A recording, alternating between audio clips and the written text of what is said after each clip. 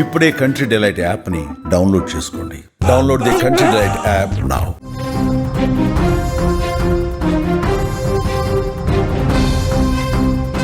Montha cyclone ఏపీని భయపెడుతుంది. నేడు తీవ్ర తుఫానుగా మారి విజృంభించేటువంటి అవకాశం ఉంది.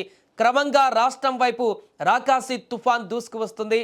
నేడే అత్యంత కీలకంగా వాతావరణ అధికారులు కూడా చెప్తున్నారు.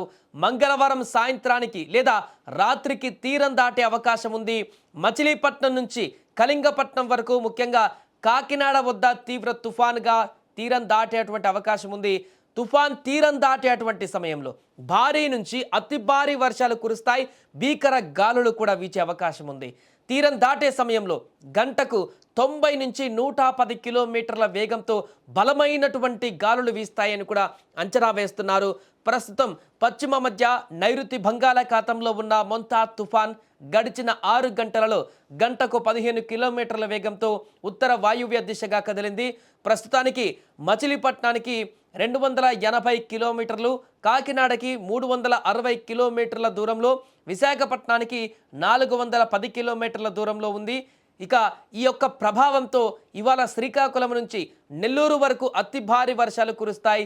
రాబోయేటువంటి 24 గంటలలో రాష్ట్ర వ్యాప్తంగా ఆకస్మిక వరదలు కూడా వచ్చే ప్రమాదం ఉందని హెచ్చరికలు జారీ చేశారు.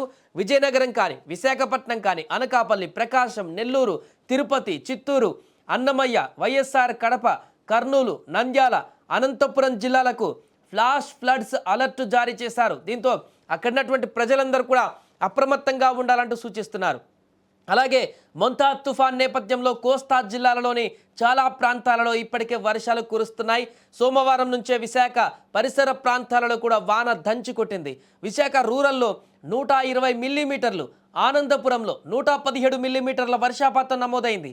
భారీ వర్షాల నేపథ్యంలో ప్రజలు తగిన జాగ్రత్తలు తీసుకొని ఇంట్లోనే సురక్షితంగా ఉండాలని కూడా అధికారులు సూచిస్తున్నారు.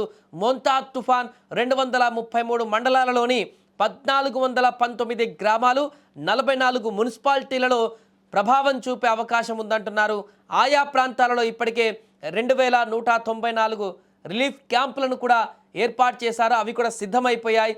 అలా విధంగా మిగతా ప్రాంతాలలో పునరావాస కేంద్రాలను కూడా చాలా వరకు ఏర్పాటు చేశారు. 64 డివిజన్స్లో తీర ప్రాంతం మొత్తంగా కూడా అలర్ట్ ప్రకటించారు. పోర్టుల వద్ద అయితే 3వ ప్రమాద హెచ్చరికను కూడా జారీ చేశారు. స్కూల్స్కి సెలవులు ప్రకటించారు.